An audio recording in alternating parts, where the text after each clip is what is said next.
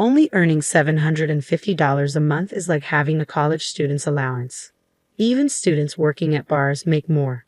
Having a low-income wife is a disgrace. Maybe you should divorce so her son can find a better wife. After all, he's the ultimate triple threat. My mother-in-law keeps making snide comments after seeing a pay stub, but it's not actually mine. My name is Amanda, and I'm a 32-year-old nurse. I've been married to John for 5 years. We met at a college club, started dating, and eventually got married. We first met at a party when he was a medical student and I was a nursing student. John hasn't passed the medical licensing exam after failing twice and taking 3 years off. He is currently working part-time and studying hard for the exam. I'm working as a full-time nurse, so I'm the primary breadwinner. John isn't the type to brag about making money in cosmetic surgery or post pictures of a $468,000 Rolls-Royce on social media. He's serious and dedicated, reading accounts of people who've lost family members to illness, checking the number of people affected by infectious diseases daily, and studying literature on Japan's healthcare system. I respect him, even though he isn't a doctor yet.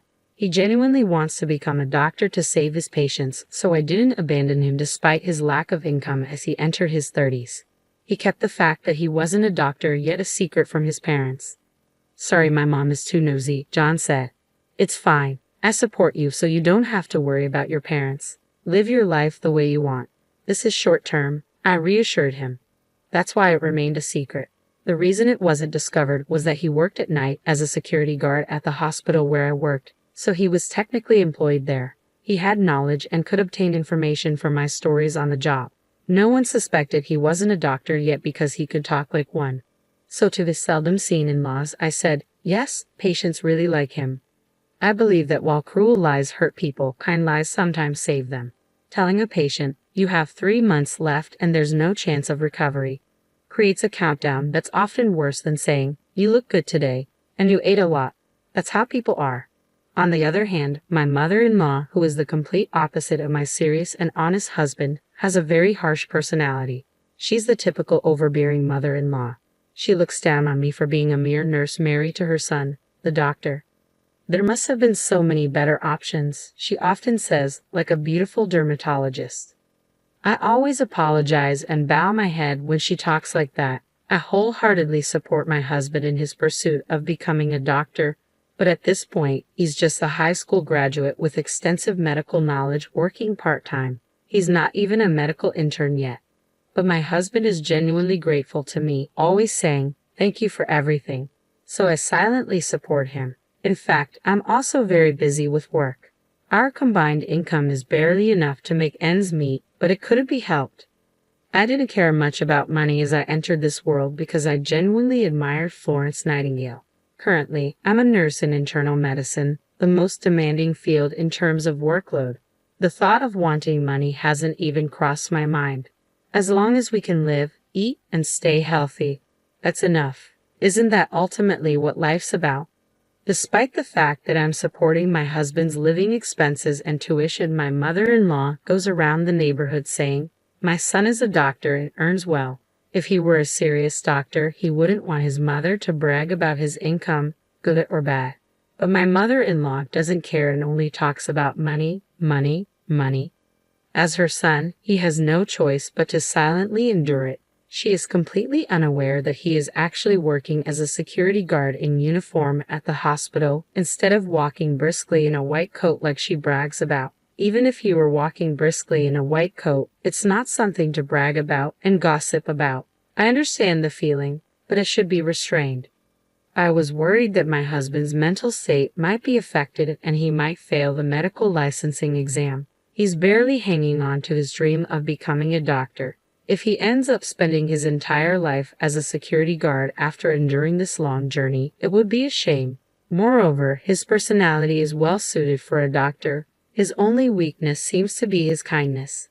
That's why my mother-in-law's speculations like claiming my son makes $373,000 a year only add more pressure on him. Knowing that's false only makes things harder for him. Once I gently voiced my disapproval. "I think it would be better for the patients if you didn't talk so much about his job because it might cause problems." After all, if you think about it from the opposite perspective, would you want to go to a doctor whose mother is constantly boasting about her son when you're sick? But my mother-in-law didn't care. Shut up. You're just a nurse. You should be grateful that you could marry a doctor. It's luckier than winning a $3 million lottery. Money can't buy status, you nursing school graduate. She spewed such verbal abuse. Yes, I'm sorry. Thank you for allowing me to marry John. I respect him both as a doctor and as a person, so please just leave him alone, I replied. You're so annoying. We can still make him divorce you and remarry. It would be pitiful if our future grandchild inherits your low IQ blood. This is beyond harassment. It's close to a violation of human rights. But I kept quiet. Somehow, compared to saving a patient's life or my sense of mission in my work, my mother-in-law's sarcasm seemed very trivial. I didn't really take her seriously, but as those days continued, the inevitable finally happened. My in-laws live a 30-minute express train ride from our house, so we don't visit each other often. With my busy work schedule, I wasn't around them much, which is why this lie had been working. However, whether out of boredom or impatience, my mother-in-law showed up at our house unannounced. What a cramped house. Why does my pride and joy of a son have to live in such a poor-looking place? She remarked as soon as she arrived. Seeing the row of medical books, she narrowed her eyes and said, "Well, he is my son after all," and took a picture with her phone. Most of the books were for the national medical exam, and I was secretly nervous.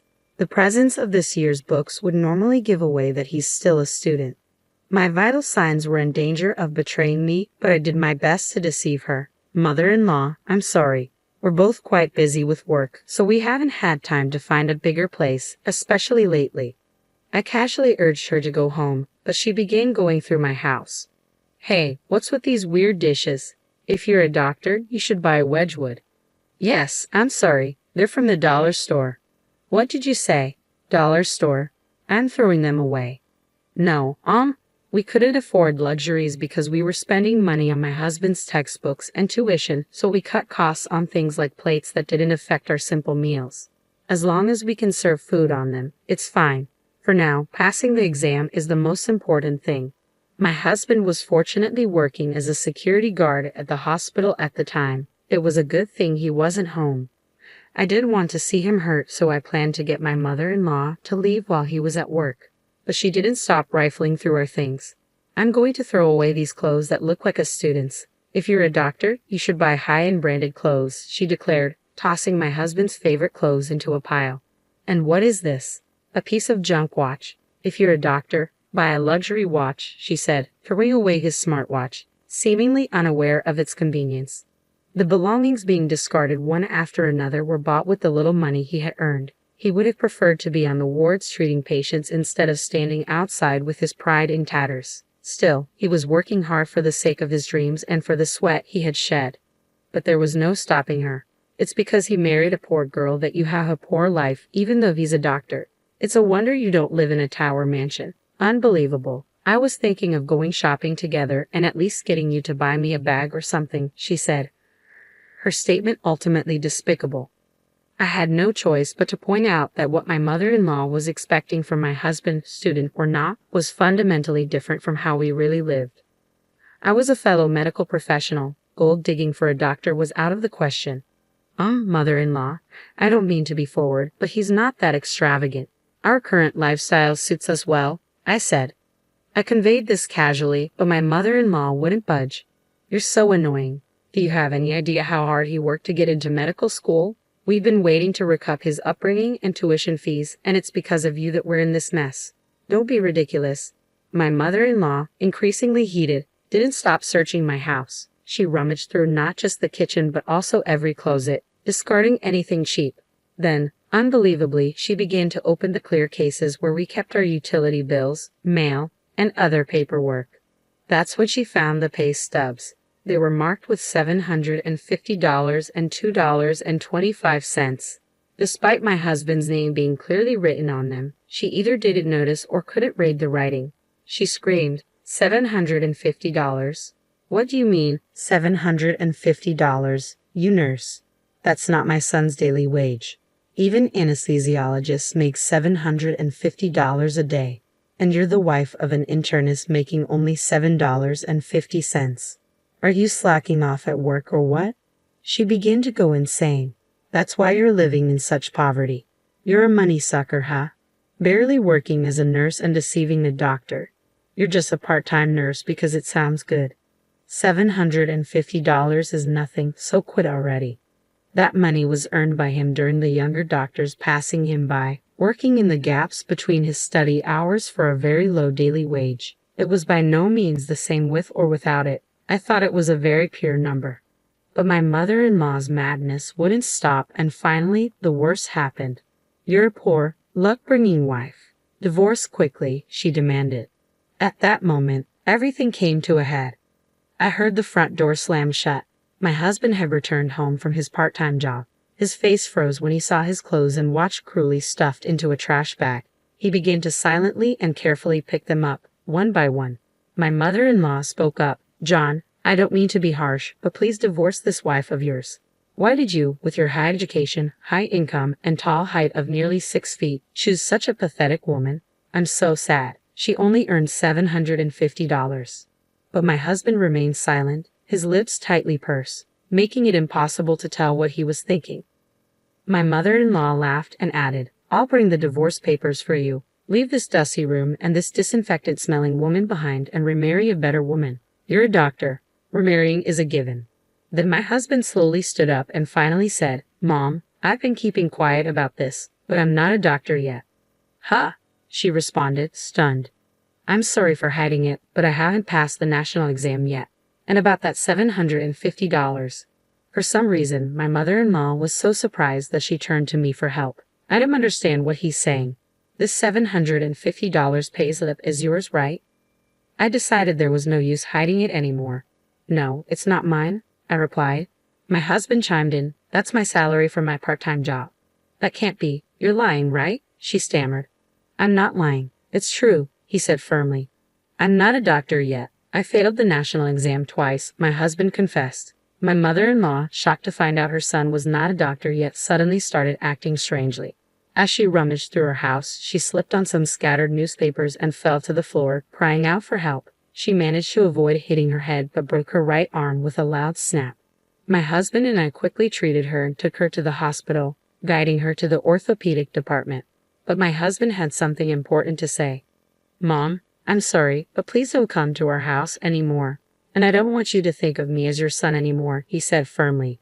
Trembling from shock, my mother-in-law listened as he continued. I knew you were bragging about me, but I put up with it. I felt guilty for lying, but when you insulted the money I worked so hard to earn, that was too much. But I never would have guessed you were a doctor. It doesn't matter if I'm a doctor or not. Do you think I'm studying just to say I earn $750 a day? I'm an adult, and it seems like we can't reconcile our differences in value, so let's cut ties. It seemed that my husband had truly decided to sever his ties with his mother. My mother-in-law, who had found her only purpose in life boasting about her son, seemed completely disheartened. Nowadays, she stays cooped up in her house, apparently too embarrassed to face her neighbors. That same year, my husband successfully passed the medical licensing exam. Though he was a bit older, he started working as a newly minted resident physician and shone brightly, never forgetting to show kindness such as offering tea to the security guards. Our days became very peaceful and happy. If she had just waited a few more months, my mother-in-law's dream would have come true, and she could have seen him in his white coat. It's really a pity, but she brought it upon herself.